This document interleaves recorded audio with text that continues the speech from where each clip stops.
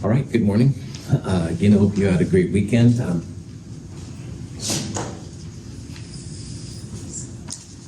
That little thing here, sorry about that.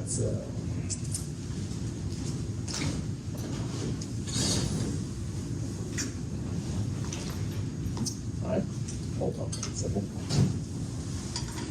Anyway, glad to have you here. I hope you had a good weekend. Today, I'll have a bigger thing here in a second, but today at 1:10 p.m., what we'll do is we'll take the first midterm exam. First midterm, chapters 1, 2, and 3, 12 multiple choice questions, 4 short answer questions, about 90 minutes to complete it. After that, we will do a lab. It's called the Identification of an Unknown Compound lab. I think you'll find it's kind of a fun lab. It's not too bad or anything like that, but there is a lab afterwards. Sorry about that part. Here we go. There we go, fine. Before you take the midterm, if you turn in the nomenclature lab that we did last Monday, as well as exam prep 1, that would be really cool. We won't have problem set 4 this week. Problem set 4 will be next week. When you get your midterm back next week, Monday, I'll return it, and the very last page will be what I call a summary sheet. Just says how you're doing in the class as of this day. Check it out, make sure the grades are right. If you're missing any assignments, turn them in. Are there any questions on that kind of stuff? Okay. So what we'll do today is we'll finish the review. If we have time, we'll start chapter 4, but we'll at least get the review done. So let's do it. On Friday, we talked about making ions. When you make an anion, a negative ion, those are usually pretty easy. You just add electrons to the lowest unoccupied spot. But when you're making a cation, this is kind of important for transition metal, which is what this question's about.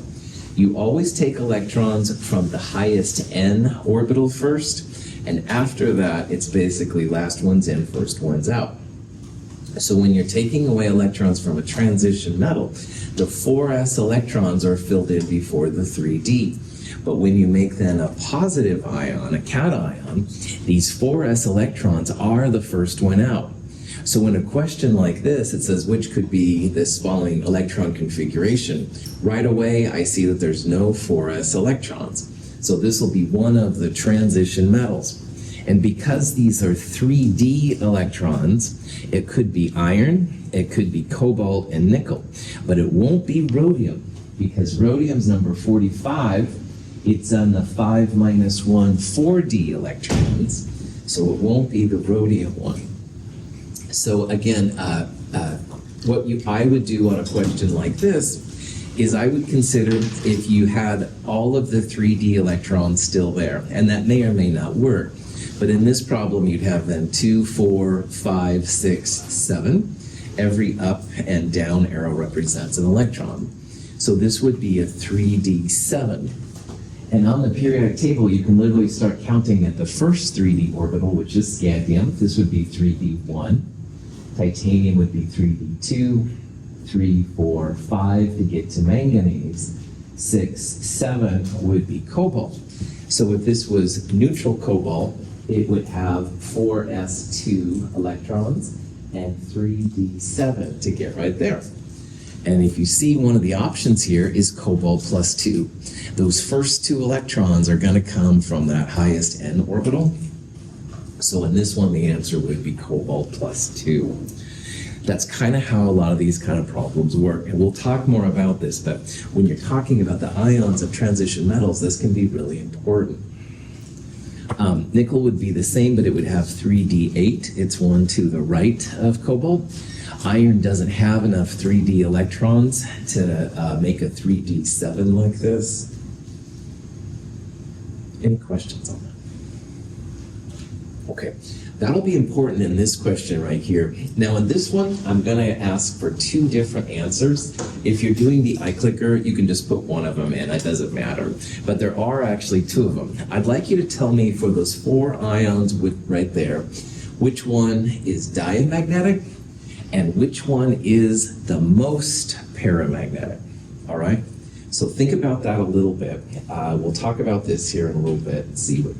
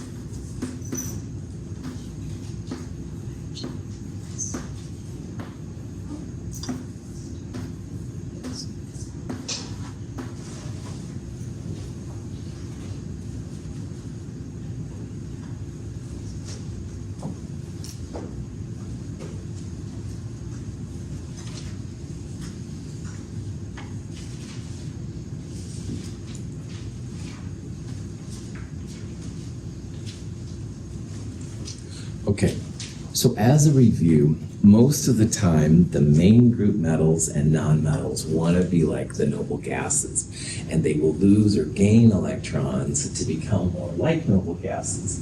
So on a question like this, notice that the A, B, and D are all transition metals, but C is magnesium.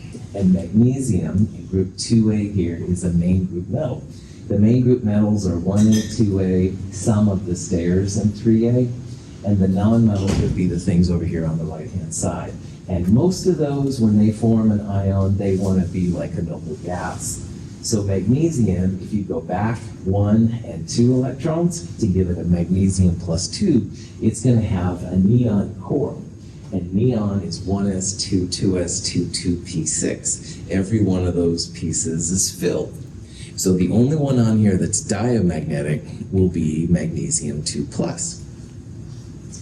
Most paramagnetic is something I want to highlight here. Most paramagnetic for us means the most unpaired electrons. So for example, titanium is argon 4s2, 3d2. So the 3ds have 5 boxes, so that would be 1 and 2 electrons. Chromium is 3d4, so looking at the 3ds, and I'll tell you why I'm doing that here in a second, you'd have 4 electrons right there. Now, for all of these, vanadium, titanium, and chromium, you're losing 2 electrons. So for titanium, does that mean we're going to take away the 4s or the 3d electrons first? 4s, that's right. The 4s has higher n. The number in front is the n. So these electrons will be lost when you make chromium 2+, titanium 2+, vanadium 2+, anything 2+, those are the electrons that are going to be passed out. So then the question of most paramagnetic, you want the most electrons that are single by themselves in their own orbital. And remember, you don't put electrons together at first. You try and give them their own orbital first. So notice that chromium has 4 unpaired electrons. Titanium is paramagnetic, it would have 2, and vanadium in the middle would have 3. So the most paramagnetic of all of these then would be the chromium plus 2. So if you were going to be asked a question as to which one was the most paramagnetic, you would look for the one with the most unpaired electrons. Hint. Good, some of you remember. Okay. Questions? Nickel 2+. Again, I think we're kind of sick of this, but you can see this is kind of important. So nickel has 1 more electron than cobalt did, all right? And so cobalt was a 3d7. Nickel is 1 to the right, so it's a 3d8. So if you take away 2 electrons to make it positive 2, that would be the argon 3d8 configuration. Again, the highest n electrons come out first, all right? This is something we'll talk about, so I'm kind of highlighting it here, and you might see it in your future. Okay. All right. For a question like this, it says, which one has the largest atomic radius? This is the largest size. So see if you remember what the trends are for size, and we'll talk about it here in just a little bit.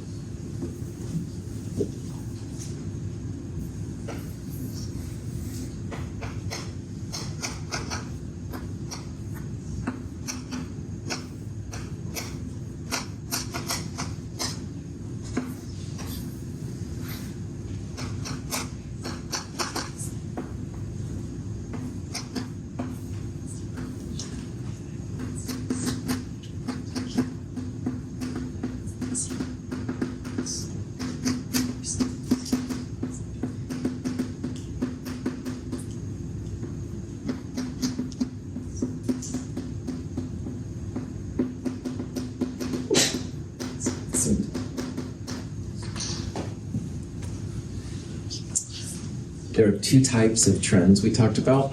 The most important one is for size, and it looks like you all are doing really great on there. Sizes of atoms get bigger as you go left and down on the periodic table. So here's like 4 different atoms. This is just silly, all right? And you want to look for the one which is most left and down. And left and down definitely would be sodium. So carbon and boron and aluminum. Carbon is the most up and to the right. Boron is more left, aluminum is more down, but the one that's most left and down by far is sodium. So you would predict that have the biggest size. The other ones are electron affinity and ionization energy. Also, next chapter, we'll talk about electronegativity, which is important. They all go up and to the right, but size is the one that's really cool. Left and down.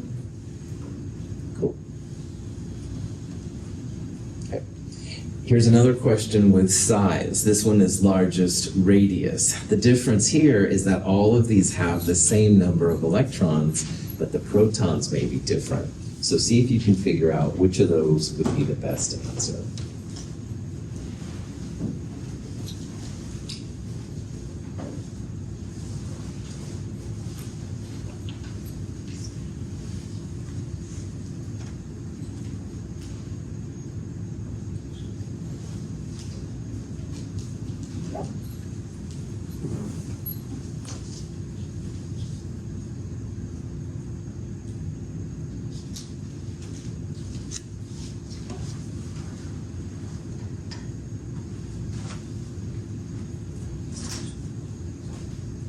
Nationally, all of the Amazon web servers are apparently down, and it's affecting my iClicker here, so there's some strangeness. But I saw several of you participated, but just realized I'm having technical issues.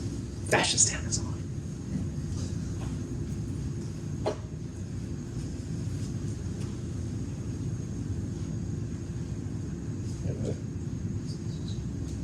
There we go.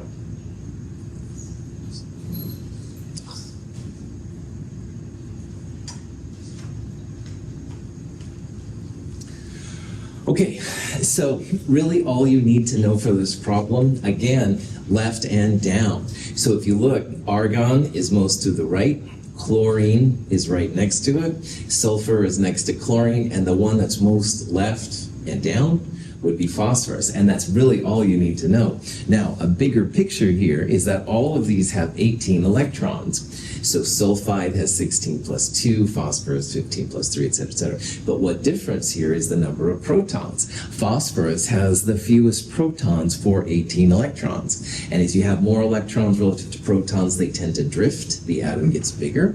So phosphide here would be the biggest one. But again, as long as you know left and down, you should be good on these two. So, any questions? Okay.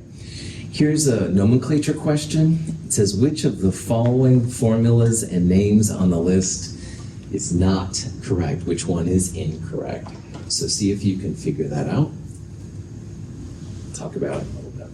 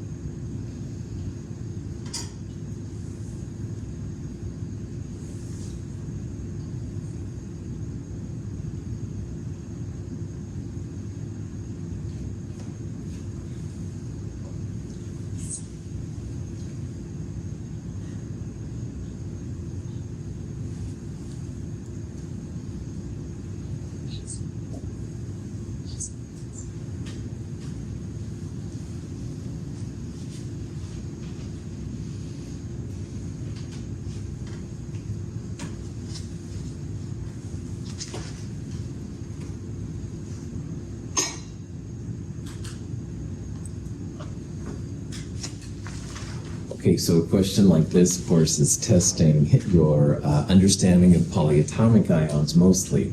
So let's talk about these. Calcium is a group 2A metal. It's a fixed charge metal. Everything in group 2A is going to be positive 2.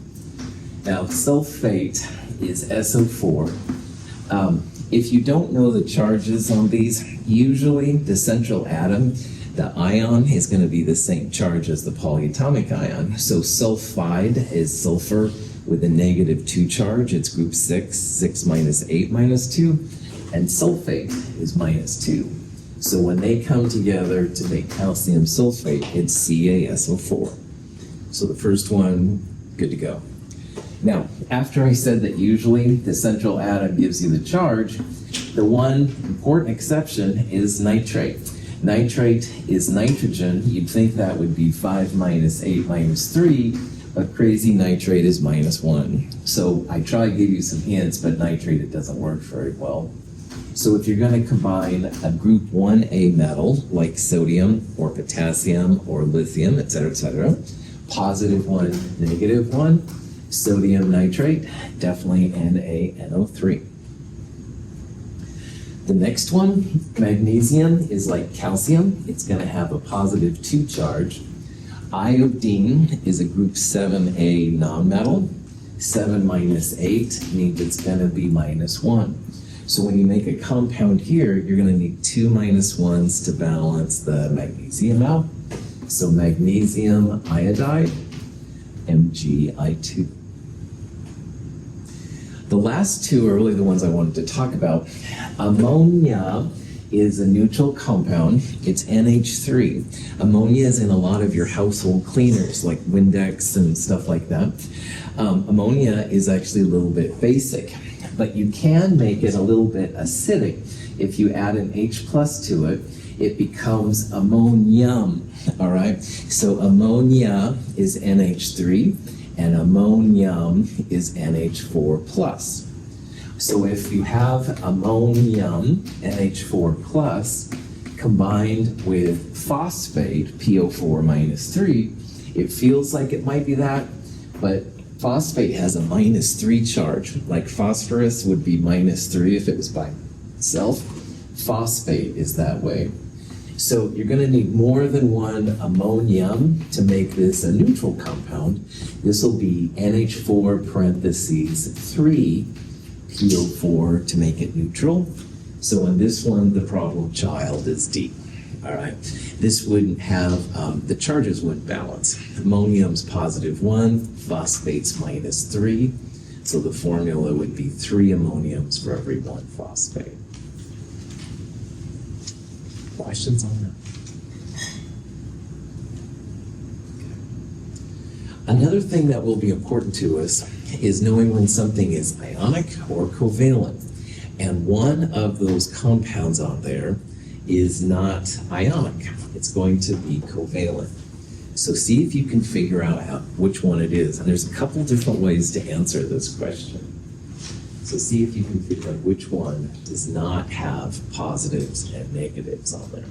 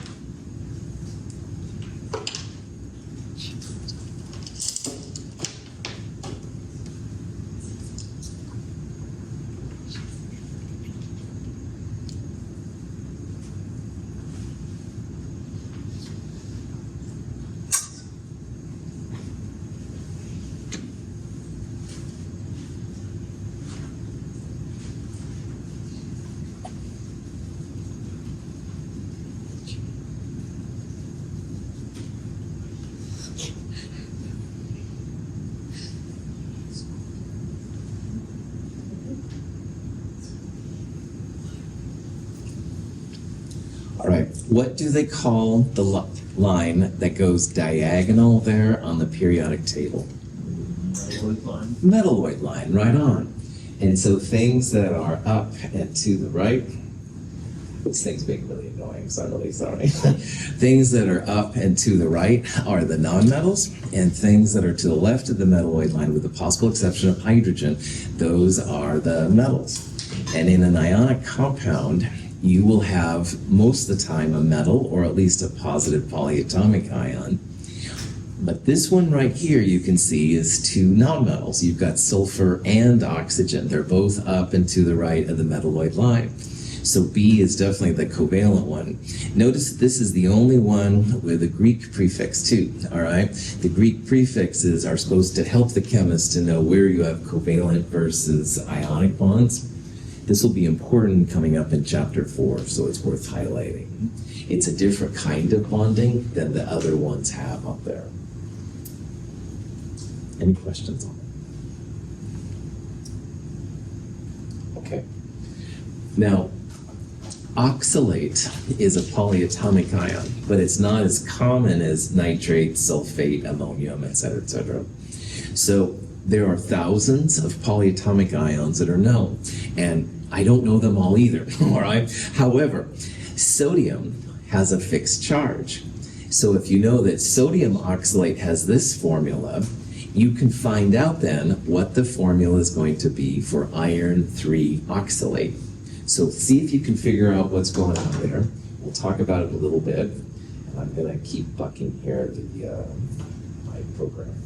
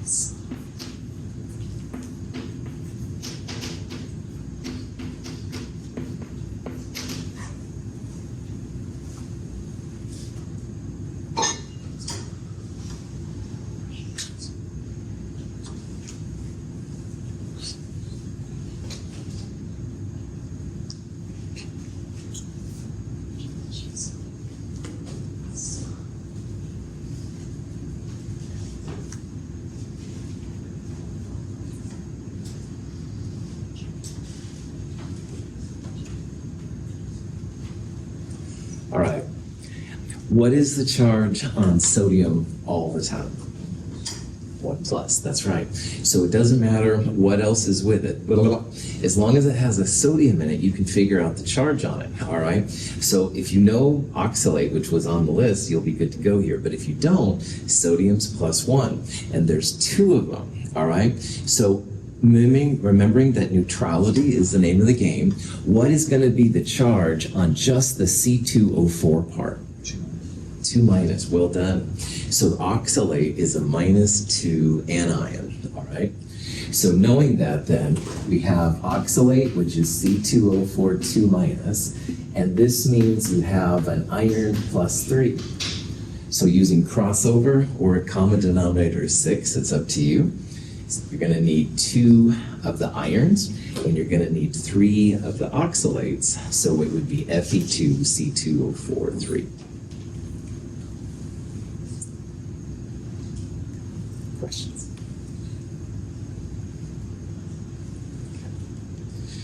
In this question, you have 0.25 moles of each of those substances. And if you want to calculate the mass in grams, which one would have the most mass? Which one would be the largest? A periodic table would be helpful on this one. So check it out. You can go through the mass of each one of them, or you can look for a trend to see which one will have the most mass. See what you can do with it.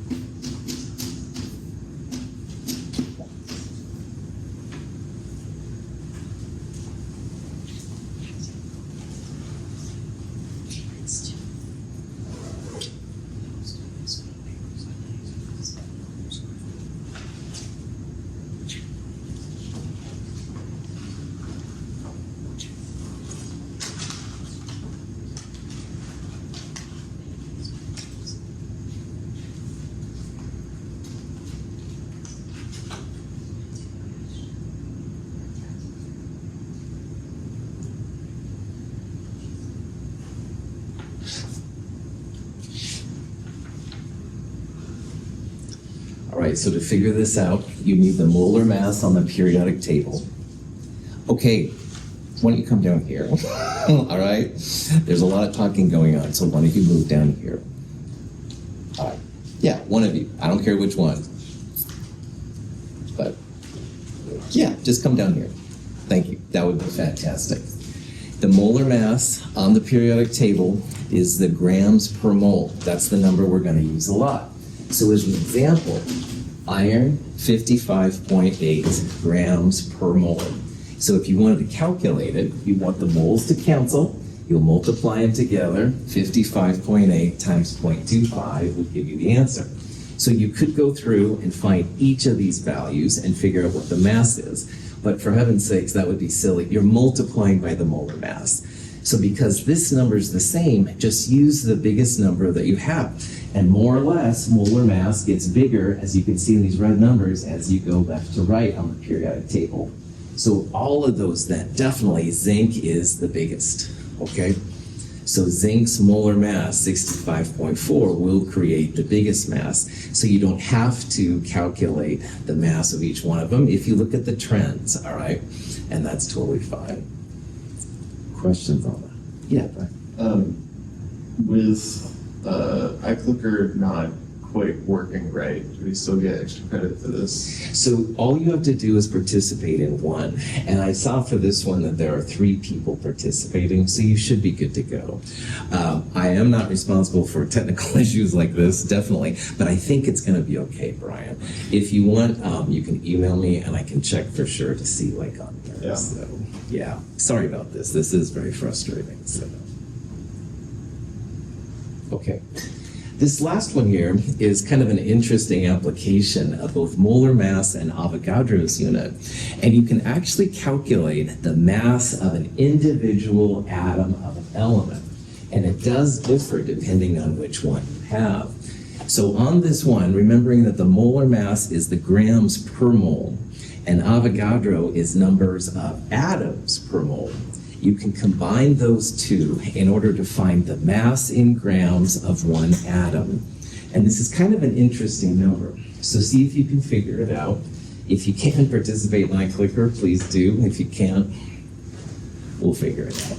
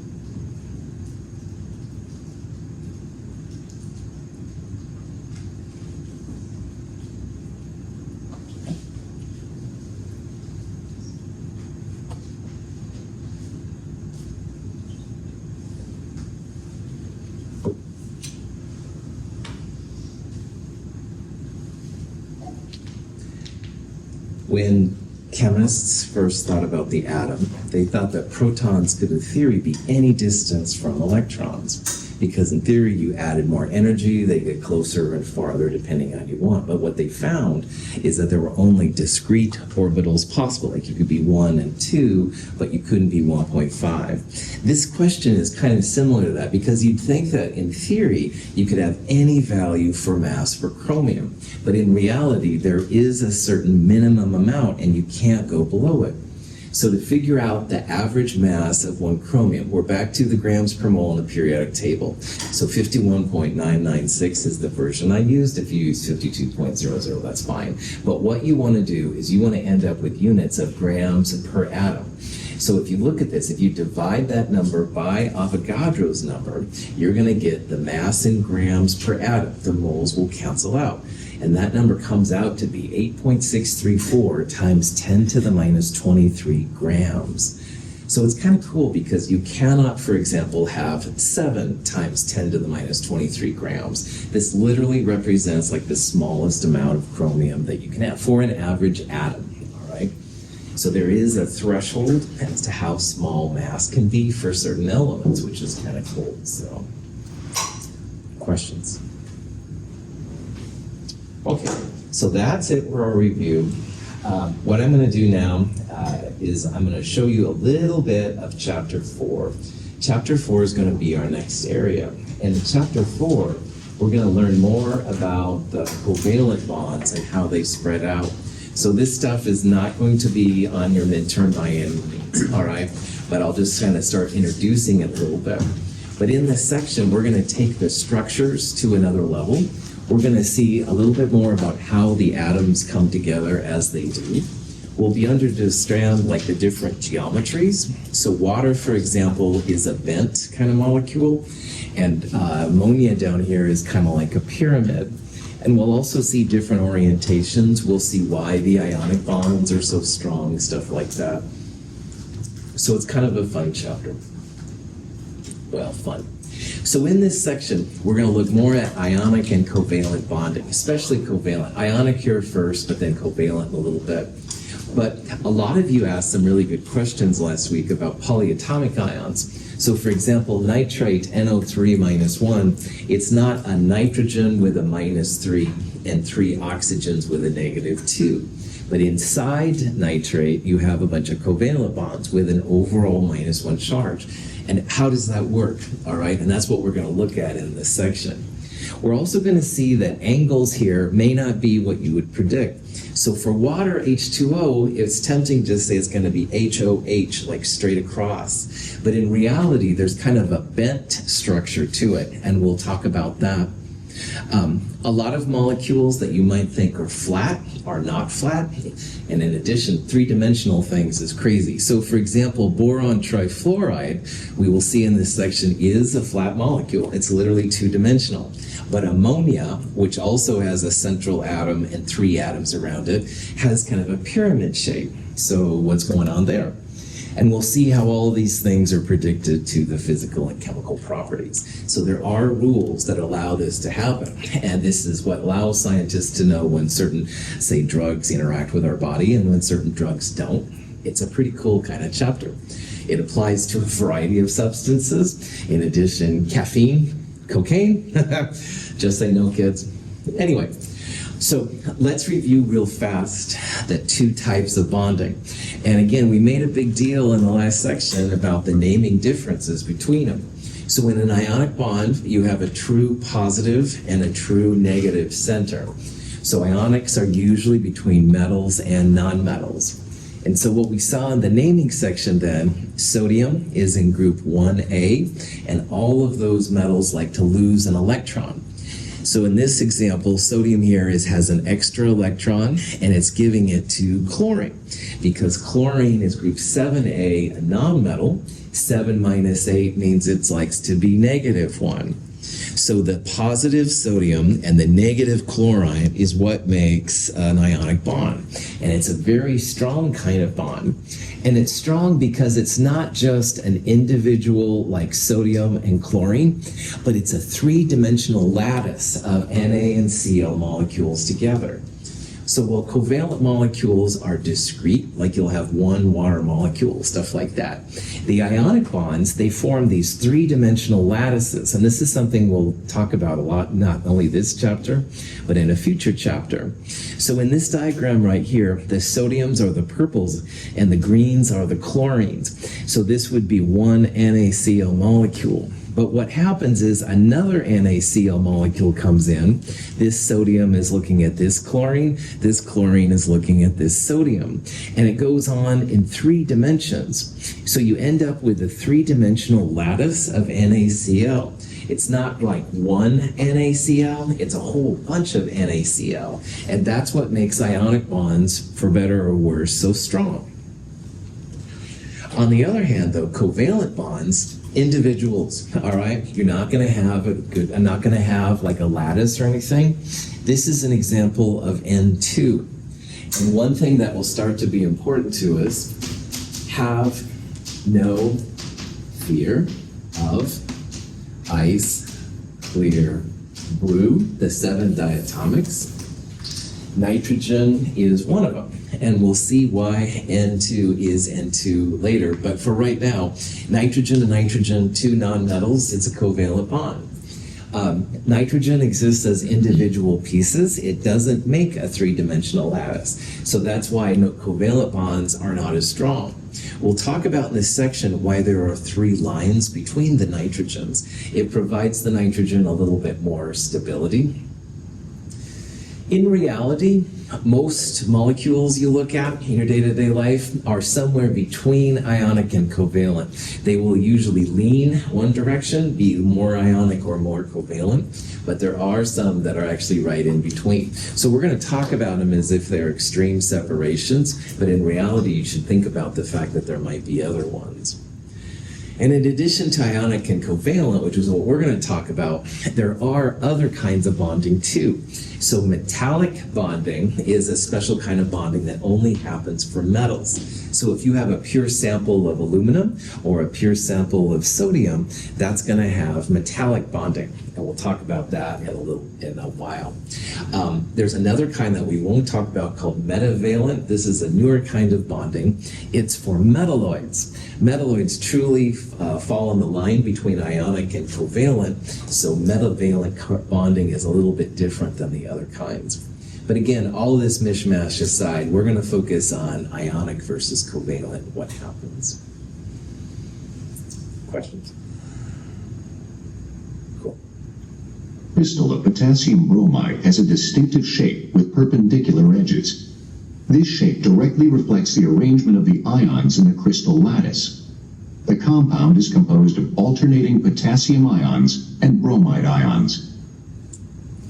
Sometimes you can see in the macro world, our world, what's happening on the atomic scale.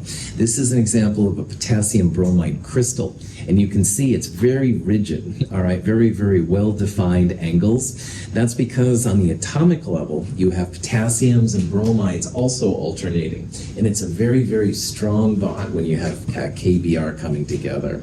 Most of the time, you don't see it quite this nicely, although if you look at sodium chloride crystals, you will see in table salt little tiny crystals and stuff that come together. Not quite as cool as potassium bromide, but it is kind of the same idea. So scientists realize that ionic bonds, positives and negatives, are held together through what's called an electrostatic bond. And electrostatic is just a fancier name than saying positives and negatives. And this guy named Coulomb created a law which works for ionic compounds and other things in physics. Now, what we're going to do is we're going to talk about Coulomb's law from kind of a hand-waving explanation. We're not going to calculate anything with Coulomb's law, but we can use Coulomb's law to understand why some bonds are stronger than others. Now, in physics, this beast right here is Coulomb's law. Now, again, we're not going to calculate things with Coulomb's law, but we can use Coulomb's law to explain what's going on. And the parts I want you to focus on here are the numerator and the denominator here. Now in the numerator, it says it's the number of positive charges times the number of negative charges. And what that means is the more positive negative interactions you have, the stronger the bond is going to be. Gabe, I need your help here for a second. Gabe, I haven't seen you for a long time. Good to see you. All right, single handshake, no problem and stuff. Someone says, oh, come on, man, break it up. It's pretty easy to break up a single handshake, not too bad. But maybe I haven't seen Gabe for a long time. Gabe, so anyway, so good to see you, man. All right, double handshake. It's going to be harder to break him up. Gabe's stronger than I, it would be easier to break me off. But anyway, a double handshake would be stronger. Now, I'm not going to do it. If I haven't seen Gabe for years, I'd come up and give him a hug. I'd say, Gabe! And he'd be like, oh, man, it's good to see you. Whatever, maybe not good to see you. But anyway, a hug would be like a triple. Now, what I'm doing here, besides embarrassing Gabe, and I apologize to you, a single handshake is like a positive 1, negative 1. All right? It's pretty strong. All right? But it can be broken up. A double handshake would be like a positive 2, negative 2. All right, stronger, takes more energy to break up than single positive 1, negative 1. And if I hugged him, which I didn't really do, but if I would, that would be like a positive 3, negative 3. So the more positive, negative interactions you have, the stronger the force. And that's what Coulomb's law says. And it works pretty well. But there's another part involved too. All right? Now, Gabe's already shook my hand enough, I'm not going to do it. But let's say we had a positive 1, negative 1 handshake going on, and then another student is pulling me over here, distracting me. I'm like, yeah, well, what do you want? Well, okay. And I'm kind of moving towards the other student. Well, eventually, I'm not going to be able to hold on to Gabe, and finally, the bond breaks. So the other part, which implies the force, is the distance between the positive and negative, all right? If it's relatively small, the force will be strong. On the other hand, as that distance between them gets farther and farther, it's going to be weaker. So how we're going to use Coulomb's law, all right, is we're going to talk about the distance between the center of the atoms. So here's a lithium and a fluoride. There's going to be some ideal distance d between the center of those two atoms. And if we were to calculate, and we're not going to calculate, that would be the d right there. So on the other hand, then, this would be a positive 1 interaction, all right, like a lithium fluoride. Now, a positive 2, negative 2 would be like magnesium oxide. We're going to see that magnesium and lithium are pretty close in their overall size, especially compared to oxygen and fluoride. So a positive 2, negative 2 would be like holding on twice as strong, all right? And so that's why this one happens. Here's the separation of the two ions. It's pretty small, but as it gets larger, then the force gets weaker. So these are the things we're going to talk about. So as the ionic charge increases, positive 1, negative 1 to positive 2, negative 2, you bet that force gets bigger. It's all right. It's a larger attractive force. On the other hand, though, as the distance between the positive and negative gets bigger and bigger, your attractive force begins to decrease. Right? You had a question. You answered. Thank you. Oh, cool. Yeah, no worries. No, cool. Cool. Other questions? Okay. Atoms have 3 distinct electrostatic interactions with each other. The electrons repel. Similarly, the nuclei repel each other. Finally, the electrons on each atom are attracted to the nucleus of the other atom. When this attractive force is greater than the combined repulsive forces, a chemical bond forms. The energy of 2 atoms varies with distance, according to the interplay of the attractive and repulsive forces between them. It's amazing that bonds form at all. Because if you think about 2 random atoms coming together, in this case it's covalent, but it could be ionic too, you're going to have lots of repulsive forces because the electrons that surround the atom of this one will repel the electrons of the other one, and that's bad. Negative and negative repel. On the other hand, the nuclei themselves, which are positive, also have a repulsive force, definitely. So it's only when the electrons of the first atom can be be attracted to the nucleus of the second, and the electrons of the second are attracted to the nucleus of the first. Only if those forces overpower the other forces can you make a bond. So it is kind of amazing. So there's always going to be some ideal distance. So this part right here, this x-axis is the distance. This is for hydrogen. The ideal distance is 74 picometers. And when you do that, then to break that bond, you have an energy. Now you start getting too close, and the electrons start to repel more and more. So you can get too close, but as we talked about, they can also be too far away. So again, it's amazing that bonds form at all, and when they do form, it's kind of cool. Any questions? Okay. On Wednesday, we'll talk about pure covalent versus polar covalent. What polar means, most things are polar. If you have to guess polar, but we'll talk about that a little bit more on Wednesday. All right. Thank you for being here. Have a great day. I'll see you today at 1:10.